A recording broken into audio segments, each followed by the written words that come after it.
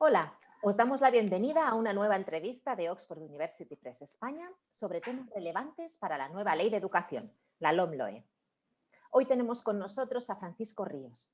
Francisco es autor del libro de texto de Filosofía de Primero de Bachillerato de Oxford y coautor de los libros de texto de Educación para la Ciudadanía e Historia de la Filosofía de esta misma editorial. Francisco, hoy vamos a hablar sobre el aprendizaje por competencias. Desde el Ministerio de Educación y Formación Profesional se ha señalado en múltiples ocasiones que la principal seña de identidad de la nueva Ley de Educación consiste en el papel central que se concede al aprendizaje competencial. Pero dinos, ¿qué son realmente las competencias? Bueno, las competencias desde un punto de vista funcional son un elemento del currículum relativamente novedoso que viene a sumarse a los que ya existían anteriormente, como los objetivos, los principios metodológicos, los contenidos o los criterios de evaluación.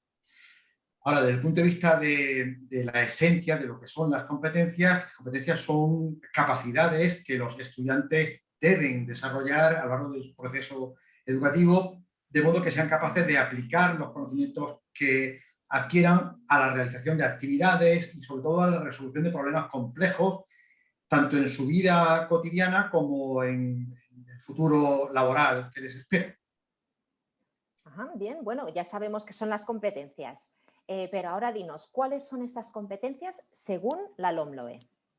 Bueno, la concreción de la denominación específica de las competencias aún no la conocemos porque aparecerá, esperamos, con la publicación de los reales decretos de enseñanzas mínimas que aún no se han publicado y, por lo tanto, tenemos que estar a la espera de esas denominaciones concretas. Sí que podemos anticipar que serán 8 competencias, porque eso ya lo establece la LOMLOE, y además en algunos documentos que ya ha publicado el Ministerio de Educación en su página web, se enuncian con denominaciones genéricas esas 8 competencias que son las siguientes: comunicación en lengua materna, comunicación en lenguas extranjeras, competencia matemática y en ciencia y tecnología, competencia digital, aprender a aprender, competencias interpersonales, interculturales, sociales y cívicas, espíritu emprendedor y competencia en expresión cultural. Esas son las 8 competencias de las que nos habla la LOMLOE, que ya digo, quedamos a la espera de que nos las concrete la denominación específica en los reales decretos.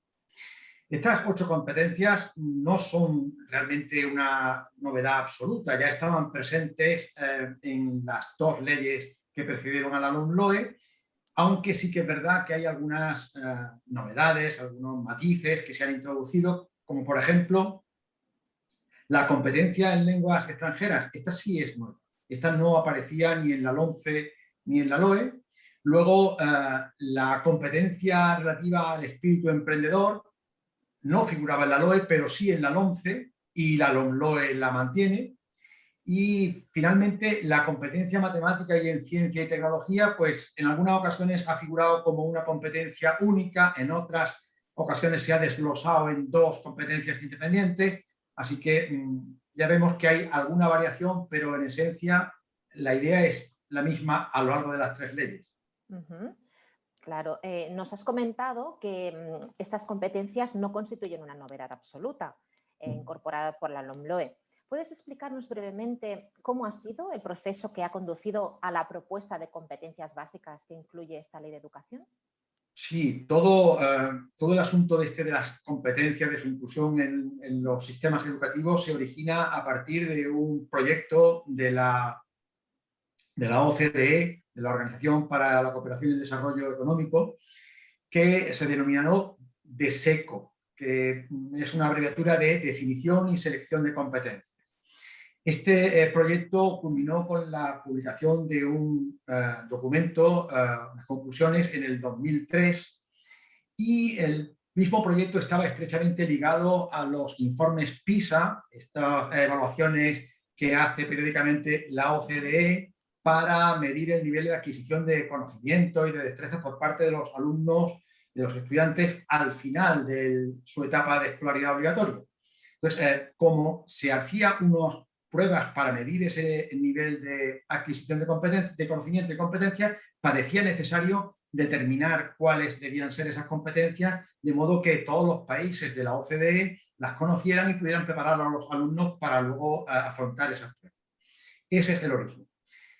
Cuando en el 2003 se publica el documento, el Consejo Europeo, ya dentro de la Unión Europea, hace suyo las conclusiones y elabora un nuevo documento con propuestas, con recomendaciones para la inclusión en los sistemas educativos de los países que pertenecen a la Unión Europea. Eso se hace, ya digo, en el 2006, que es justamente el año en el que se publica la LOE, la Ley Orgánica de Educación. Por tanto, la LOE llega justo a tiempo para incorporar esas recomendaciones, y así lo hace, pero sin demasiado tiempo para articular bien su inclusión. La LOMCE, ya en el 2013, 7 años más tarde, dispone de más tiempo para reformular, reordenar esas competencias. Es decir, hay un tiempo de reflexión y de maduración de esa propuesta. Posteriormente, en el 2018, de nuevo el Consejo Europeo elabora un nuevo documento en el que revisa y actualiza todas las propuestas que había hecho en el documento de 2006 en relación con las competencias. Y entonces ahora la LOMLOE, que se publica en el 2020, 2 años después de ese último documento del Consejo Europeo, pues incorpora, se hace eco de esas recomendaciones que hace el Consejo Europeo. Así que ese sería el proceso que desde el 2003 a ahora pues ha experimentado todo este asunto de las competencias dentro del sistema educativo. Bueno, este repaso histórico que acaba de hacer puede servir para justificar la inclusión de las competencias en la nueva Ley de Educación desde la perspectiva de las exigencias de los organismos supranacionales en los que está integrada España. Pero todavía cabe preguntarse por la justificación de esa inclusión desde el punto de vista del alumnado, que es el que tendrá que cursar esas enseñanzas, ¿no le parece? Por supuesto, no podría bastarnos las recomendaciones o las propuestas que organismos supranacionales hagan para decidir la inclusión de un elemento nuevo en el sistema educativo. Ese elemento realmente, si se decide incorporarlo desde las autoridades educativas, debe ser porque da respuesta a una necesidad del alumnado, una necesidad formativa. Y esa necesidad formativa, desde mi punto de vista, surge como consecuencia de una serie de fenómenos propios de la época que nos ha tocado vivir. Son múltiples, pero yo destacaría 3 como los que más inciden o los que más determinan esa necesidad de incluir las competencias. De una parte, tenemos la facilidad para el acceso a la información, el incremento, la accesibilidad que ahora hay, la disponibilidad para acceder al conocimiento gracias a Internet, a eso que hemos llamado la sociedad de conocimiento. No necesitamos ahora tanto de almacenar conocimientos, contenidos en nuestra memoria interna porque los tenemos disponibles siempre que lo queramos, los tenemos a la mano como nunca lo han tenido los que nos precedieron. Luego hay una flexibilización del mercado laboral que hace que nuestros estudiantes tengan expectativa de poder trabajar en otros países de la Unión Europea, o también a la inversa, que ciudadanos de esos otros países puedan venir a trabajar a España, y por lo tanto tenemos que preparar a nuestros alumnados en un contexto de flujo de trabajadores con unas capacitaciones homologadas, equiparables, equivalentes. Por tanto, tenemos que ir al unísono coordinados con nuestros países para facilitar a nuestro alumnado la incorporación a ese mercado laboral. Y en tercer lugar, se ha producido una aceleración en los ritmos de cambio social, también como no ha existido nunca antes. Los conocimientos en muchos casos se nos quedan obsoletos en un corto periodo de tiempo. Profesiones que emergen y que tienen una enorme actualidad, pocos años más tarde desaparecen. Es muy posible que nuestros alumnos tengan que trabajar en un futuro en una profesión que no existe todavía, o que tengan que desenvolverse en varias profesiones diferentes, o incluso aunque sea una profesión de siempre, porque médicos o profesores prevemos que habrá siempre. Sin embargo, la necesidad de actualizar el conocimiento y de ponerse al día va a ser mucho mayor de lo que han necesitado en otras épocas. todo eso, todos esos factores hacen que los contenidos tengan que, el papel que los contenidos desempeñan en el sistema educativo tiene que cambiar. Porque los contenidos son muy rígidos y el mundo está cambiando a una velocidad muy grande. Es necesario que preparar a nuestros alumnos para que ellos autónomamente puedan acceder a esos conocimientos de forma, como digo, autónoma, que además estén capacitados para discriminar, que no es tanto el acceder al conocimiento que ahora se ha facilitado, sino discriminar aquel conocimiento que es aquellos contenidos que son fiables, aquellas fuentes que son fiables de aquellas que no lo son. Por lo tanto, los alumnos necesitan ahora destrezas para manejarse en ese mundo, no conocimientos fijos que ya van a perdurar para siempre, porque eso ya no es así. Por tanto, todo esto es lo que, a mi juicio, justifica la inclusión de las competencias como un elemento crucial en el currículum de enseñanza obligatoria. Claro. Bueno, de una manera muy clara. Además, pues ya tenemos esas respuestas a las preguntas sobre por qué o sobre qué son las competencias o por qué deben incluirse en el currículo. Ahora nos faltaría saber para qué, es decir, qué beneficios se pueden obtener como resultado de hacer de las competencias el eje central del aprendizaje, como propone la nueva Ley de Educación y que ya nos has estado explicando. Bueno, hay muchos beneficios que podrían obtenerse de hacer de las competencias el eje central de la educación si se hace bien. Pero por destacar algunas de ellas que a mí me parecen las más importantes. En primer lugar, con las competencias podemos conseguir que los alumnos tengan una percepción más clara de la utilidad del aprendizaje. De los elementos del currículum a los que hemos aludido anteriormente, algunos de ellos, digamos que los manejamos fundamentalmente los profesores. Los criterios de evaluación o los principios metodológicos son algo que ponemos en funcionamiento del profesorado a la hora de desarrollar nuestra labor con los alumnos, pero que los alumnos no tienen una percepción clara de ello, no entran en algo que ellos manejen. Sin embargo, los contenidos y las competencias, eso sí, eso son lo que ellos reciben y por tanto lo que ellos valoran, les sirve para valorar la utilidad del aprendizaje. Lo que ocurre con los contenidos muchas veces es que ellos se preguntan, bueno, ¿esto para qué? ¿Para qué me sirve a mí saber de esto? Si yo no me voy a dedicar a esto, si a mí no me interesa la filosofía, por ejemplo, porque yo soy de ciencia. Entonces, ellos en relación con los contenidos se cuestionan muchas veces su utilidad.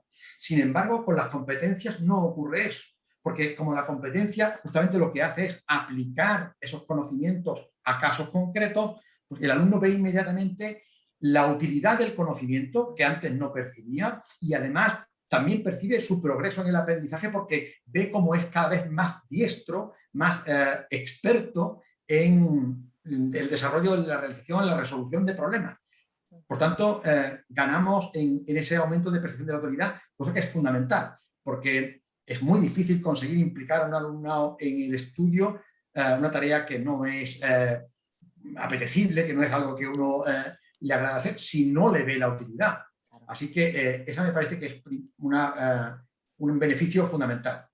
Luego, a los alumnos, gracias a las competencias, los preparamos para el aprendizaje autónomo. Es decir, el aprendizaje a lo largo de la vida es ya una necesidad que nadie cuestiona. El aprendizaje no se limita a la etapa de escolaridad, a la etapa en la que el alumno está asistiendo a clase. Por tanto, tenemos que capacitarlo para que el alumno desarrolle esa capacidad de aprendizaje, esas destrezas por su cuenta. Las competencias van en esa línea, por tanto, les estamos entrenando a algo que van a necesitar en un futuro. Luego, hemos hablado antes de la flexibilidad del mercado laboral, de la globalización, por tanto, la homologación internacional de perfiles de salida del alumnado que te abra puertas en distintos mercados laborales, pues es también algo necesario y que las competencias, desde el punto en que están consensuadas dentro de la Unión Europea, pues facilitan esa homologación.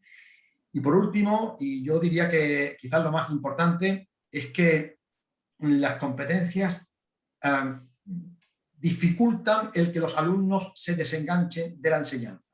Es decir, la integración es mucho más posible gracias a las competencias, porque cuando centramos el conocimiento, la educación, la formación en los conocimientos, ocurre que hay determinado tipo de conocimientos que tienen un nivel de abstracción al que algunos alumnos no llegan. Entonces, rápidamente surge la frustración, surge el desencanto y surge el peligro de que el alumno abandone, deserte de la tarea que tiene por delante. Sin embargo, si ahora lo que valoramos principalmente es la capacidad de aplicar los conocimientos que tiene, no nos vamos a interesar por qué conocimientos, no vamos a poner el acento fundamentalmente en los conocimientos, sino en cómo aplica los conocimientos que tiene. A lo mejor los conocimientos que tiene no son los suficientes, pero bueno, más adelante, en otra etapa de su vida, con mayor madurez, puede a lo mejor adquirir esos conocimientos para los que ahora no está capacitado. Pero si ahora aprende y descubre el modo de aplicar los conocimientos de que dispone, cuando llegue el momento en el futuro que adquiera esos conocimientos que ahora no puede, será también capaz de aplicarlos. Por lo tanto, esa dimensión práctica del aprendizaje que pone en funcionamiento los conocimientos de una forma útil hace que el alumnado perciba su mejora, perciba su progreso y todos los alumnos, no solo aquellos que están mejor capacitados, sino todo alumno puede mejorar en el uso de sus conocimientos y, por tanto, todo alumno puede percibir el beneficio que le reporta la educación y mantenerse, por tanto, integrado en un proceso educativo que le es extremadamente beneficioso, claro. Claro. Además, suena todo muy positivo, pero, a ver, sin embargo, la realidad es que cuando uno sondea la opinión del profesorado, que a fin de cuentas es quien tiene que llevar a cabo la práctica en este cambio en el currículo, oye hablar con frecuencia de dificultades para trasladar a la práctica docente el aprendizaje por competencias, que nos ha estado explicando además de una manera muy, muy clara y realmente que se ve con esa importancia, ¿no?, para el alumno. Entonces, dinos, a ver, ¿cuáles son esas dificultades y a qué se deben? Bueno, yo repartiría las dificultades en dos bloques. Uno, digamos, imputable o del que la responsabilidad recae fundamentalmente en la administración educativa, y otros que dependen más de la labor del profesor. En relación con las dificultades que tienen que ver con la administración educativa, el primero de ellos es el que los contenidos que se plantean como necesarios, como mínimos a abordar en cada uno de los cursos y niveles por los que tienen que pasar los alumnos, son inabarcables. Hay una tentación de que la administración del Estado establece unos contenidos mínimos que son el 55 o el 65%, dependiendo de si la comunidad tiene lengua propia o no, y inmediatamente las comunidades autónomas, cuando reciben eso, elaboran sus propios decretos que completan hasta el 100% esos contenidos, dejando sin margen de maniobra, sin autonomía posible a los centros educativos. Hay que cumplir con todos los contenidos, hay que transmitir, hay que enseñar todos esos contenidos que son inabarcables. Si tienes que dedicar el 100% del tiempo a que los alumnos adquieran esos contenidos y aún así no llegas, pues lógicamente las competencias quedan marginadas. Así que los contenidos mínimos debieran ser realmente mínimos y dejar autonomía a los centros y a los equipos educativos y a los departamentos didácticos para que completen con aquello que pueda ser de interés en el momento adecuado, aquello que pueda servir para enseñar de forma interdisciplinar algunos determinados contenidos. Hay que dejar autonomía a los centros, cosa que no se ha hecho hasta ahora.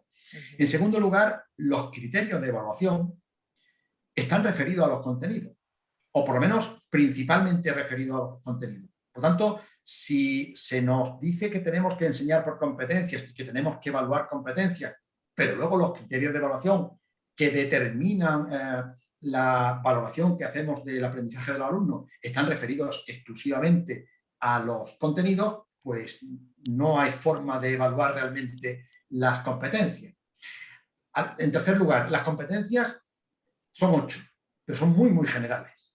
Ujú. Y si no descendemos a una concreción de unidades de competencia más específicas, entonces la sensación que le queda muchas veces al profesorado es que de la comunicación lingüística, de esa competencia, se tienen que encargar los profesores de lengua. De la comunicación, matemática se tienen que encargar los de matemáticas. De los aprendizajes, las competencias sociales, los profesores de historia, de sociales. O sea, como que si fuera, y no es eso, está claro que no es eso. Todos tenemos que medir, valorar esas competencias en todas las materias. Claro. Eso solamente se puede hacer si concretamos las competencias en unidades específicas, que cada profesor sepa cómo puede valorar, evaluar el desarrollo competencial de sus alumnos en las 8 competencias, no en aquella que le es más cercana por los contenidos de su materia. En cuarto lugar, ha habido formación del profesorado. Yo no digo que no lo haya, pero yo creo que ha sido insuficiente. Este era un cambio, una revolución, yo diría que es un cambio de paradigma en educación de gran calado, y eso requiere mucha formación del profesorado para adaptarnos a ese nuevo modo de enseñar, porque no es solamente un nuevo modo de evaluar, es un nuevo modo de enseñar, de la posición que adquiere o que desempeña el profesor en el aula. Y todo eso, ya digo, requiere de formación y también de difusión de buenas prácticas. No digo que no se haya hecho, lo que digo es que todo eso se ha hecho de manera insuficiente. Entonces, esos 4 factores, de los que, ya digo, son responsables fundamentalmente de la administración, han generado dificultad.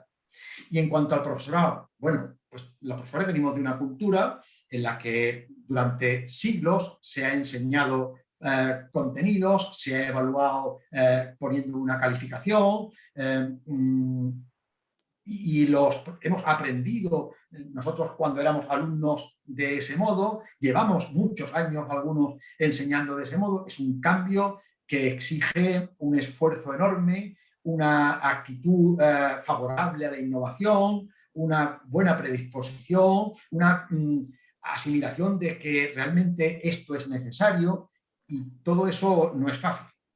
Hay reticencias, hay resistencias al cambio, y todo eso habrá que irlo venciendo poco a poco, pero esa es otra dificultad, claro, que tiene esta implantación de este cambio que pretende la LOMLOE.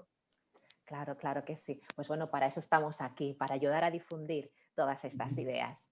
Ya para concluir, Francisco, ¿cuáles son a tu juicio los cambios que hay que introducir tanto a nivel de la planificación como de la práctica docente para que el aprendizaje competencial aterrice definitivamente en el día a día en el aula?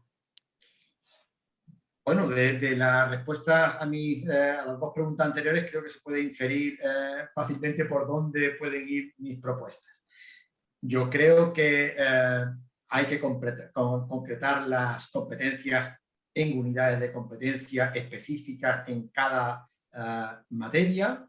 Es decir, hay que hacer un desglose de cada una de esas competencias, hay que facilitar luego rúbricas ya elaboradas y estandarizadas con márgenes para que podamos retocarlas, pero que nos orienten en cómo evaluar esas unidades de competencia. Luego, por supuesto, hay que vincular los criterios de evaluación a las competencias, si no todos, yo no digo que todos, probablemente tenga que haber criterios de evaluación vinculados a los contenidos, pero si las competencias van a ser fundamentales, un porcentaje alto de criterios de evaluación tienen que estar orientados a eso precisamente, a evaluar el desarrollo por competencia. Luego, conceder autonomía a los departamentos didácticos, es decir, que las administraciones se contengan en esa pulsión de rellenar de contenido la normativa, que nos dejen margen de maniobra para que podamos dedicar una parte de nuestro tiempo a contenidos que pueden ser diferentes de unos centros a otros, que pueden ser creados en el contexto del centro, en reuniones a lo mejor de distintas áreas que elaboran unidades didácticas integradas donde se combinan conocimientos de distintas materias para resolución de problemas que pueden servir perfectamente para enseñar por competencia y para medir y evaluar el desarrollo competencial de los alumnos. Fomentar, por tanto, el aprendizaje interdisciplinar, la línea de lo que he dicho, de las unidades integradas, el aprendizaje por proyectos, toda esa nueva metodología didáctica favorece la inclusión de las competencias en el proceso y por ahí tienen que ir los cambios. Y por último, y con esto concluyo, a mí me parece que es fundamental que esto que voy a decir probablemente haya muchos profesores que digan, yo lo tengo claro, pero es verdad que hay profesores que no lo tienen claro. Tenemos que distinguir claramente, calificar de evaluar. Es muy fácil caer en la tentación de reducir la evaluación a la calificación. La calificación es necesaria porque nos exigen que los alumnos puedan acreditar unos determinados conocimientos para obtener una titulación que luego sirve precisamente para incorporarse al mercado laboral, como decíamos, o para continuar en enseñanzas posteriores. No digo yo que la calificación no sea necesaria, pero la calificación sirve solamente para clasificar a los estudiantes en un ranking. La calificación no favorece, no da pistas al alumno sobre cómo mejorar. Eso es justamente lo que hace la evaluación. La evaluación debe ser una reflexión que hacemos sobre el proceso que hemos realizado, de tal modo que aprendamos los errores y los aciertos que hemos obtenido y podamos, por tanto, aprender de ello y mejorar. Eso que los profesores sabemos hacer, debemos hacerlo con los alumnos, es decir, debemos transmitirle a los alumnos nuestra evaluación para orientarles en el aprendizaje. La calificación descalifica a algunos alumnos que suspenden, la evaluación les indica cómo debe mejorar, es mucho más positiva. Si yo te digo, todos podemos mejorar, y con la evaluación te estoy diciendo cómo o qué debes hacer o cómo puedes mejorar. Por tanto, a todos, al mundo a todos los estudiantes se les está abriendo el camino de la mejora. Se les está diciendo por dónde deben progresar. Y además, de ese modo, ellos aprenderán también a la autoevaluación, a ser capaz de evaluarse por ellos mismos. Llegaremos a esa cultura de la evaluación que es tan necesaria, tanto la evaluación externa que el profesor hace del alumno como la propia autoevaluación que el alumno hace de su aprendizaje para mejorar. Porque la finalidad última de la educación debe ser la mejora del alumno, no la clasificación de los alumnos. Que tenemos que clasificarlos, que nos obligan a hacerlo, lo haremos. Pero nuestro compromiso debe ser con la mejora de los alumnos. Y eso, las competencias y la evaluación por competencias nos puede ayudar mucho a hacer. Y con esto he concluido. Bueno, pues la verdad es que suena muy interesante todo, muy prometedor. Me ha encantado esta parte final sobre la evaluación, sobre ese acompañamiento y esa diferenciación con la calificación, que yo creo que es muy importante y que puede dar mucho ánimo a muchos estudiantes también. Bueno, muchísimas gracias, Francisco. Ha sido un placer tenerte aquí, escucharte, saber ya tantas cosas sobre el aprendizaje por competencias en la LOMLOE y de una manera pues tan didáctica y tan amena. Muchísimas gracias por estar aquí. Muchas gracias a ti, Montse, ha sido todo un placer y quiero agradecer la oportunidad que me habéis ofrecido de comunicar pues, mis ideas en relación con este asunto que es de actualidad en el mundo de la educación ahora. Gracias. Muchísimas gracias.